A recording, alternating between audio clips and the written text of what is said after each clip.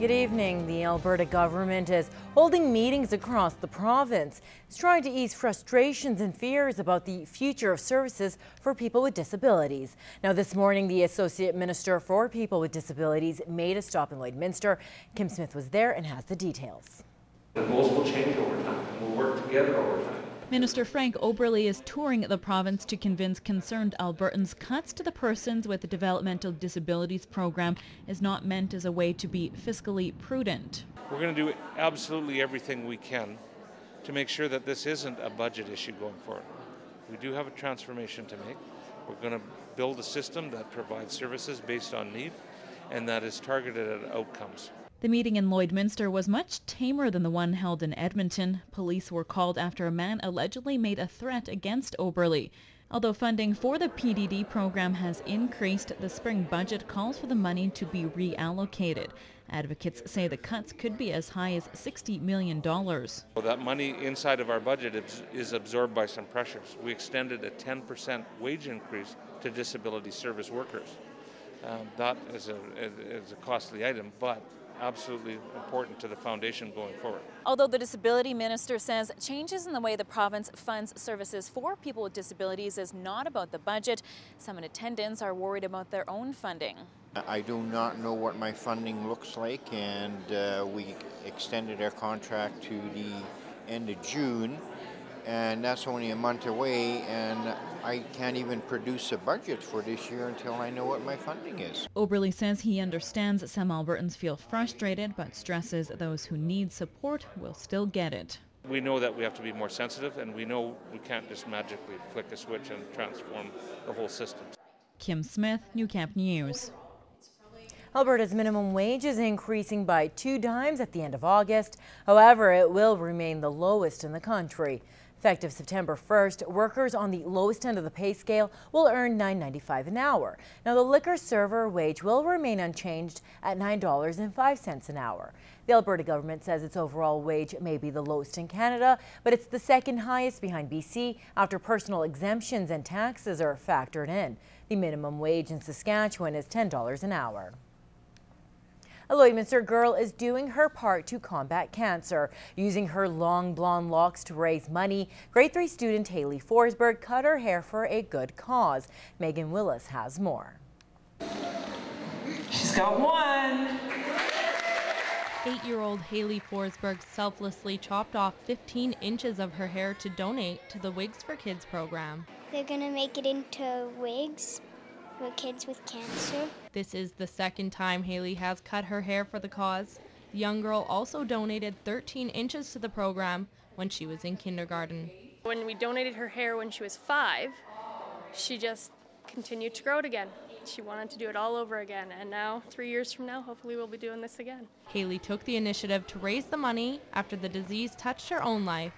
Cancer hit her grandmother about 11 years ago now. She's in remission. And when she found out about cancer and how kids get cancer as well, she decided she wanted to donate her hair.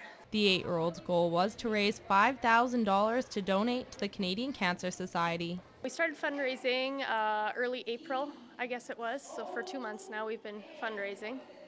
And we met that goal and went way beyond it. The Forsbergs are excited to raise money for the good cause and feel blessed to have such a selfless daughter. Very proud. You have to be proud with her. She's doing so much, and something as simple as growing hair is going to help some other kids, have hair. And as a parent, you try to instill goals and morals. Haley seemed very happy with the money she raised and her new haircut. I won't have to brush it out in the morning. By cutting her hair and fundraising since April, Haley has managed to surpass her original goal by $1,000, bringing the total amount raised to $6,000 for cancer research. Megan Willis, Newcap News. It's an annual problem the border city deals with once the snow melts and the spring rain begins. Mosquitoes. Now, residents may be already itching from the bites and complaining about them. In this week's Healthy Living, Anna Staslow tells us how you can protect yourself and what the city is doing to deal with the problem.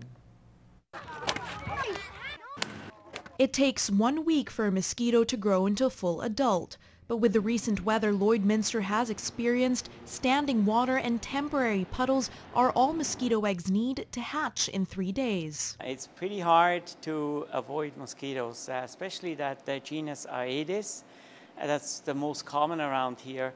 They don't need bodies of water. They can just live in temporary puddles. And that's probably where most of our mosquito trouble comes from. But there are various ways to stop the growth of mosquitoes. Dr. Cuny says you can stop the growth of mosquitoes in your backyard or garden by clearing out any stale or standing water. Using insecticide spray and infrared lamps can help. Mosquitoes are attracted to carbon dioxide, so using mosquito traps that contain soda can stop them. But the most effective way to protect yourself is to wear thick clothing and mosquito repellent.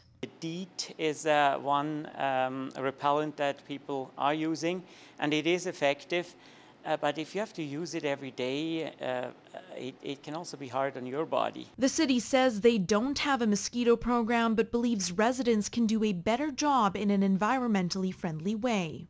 We've got an area here in the city that's 2 miles square. 2 miles square is a pretty small chunk when you look at what we have around us.